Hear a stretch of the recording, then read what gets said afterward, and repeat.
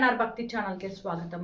చిత్తూరు జిల్లా పులిచెర్ల మండలం మంగళంపేట శ్రీదేవి భూదేవి సమేత ప్రసన్న వెంకటేశ్వర స్వామి ఆలయ బ్రహ్మోత్సవాలలో భాగంగా గురువారం శ్రీ ప్రసన్న వెంకటేశ్వర స్వామి సూర్య ప్రవాహ వాహనంపై భక్తులకు దర్శనమిచ్చారు. రాత్రి స్వామివారు చంద్రప్రభ వాహనంపై పురవీధుల్లో విహరించారు. ఆలయంలో ఉదయం స్వామివారికి అభిషేకం నిర్వహించి ప్రత్యేక పూజలు చేశారు. రాత్రి స్వామివారికి ఏకాంత సేవ జరిపారు.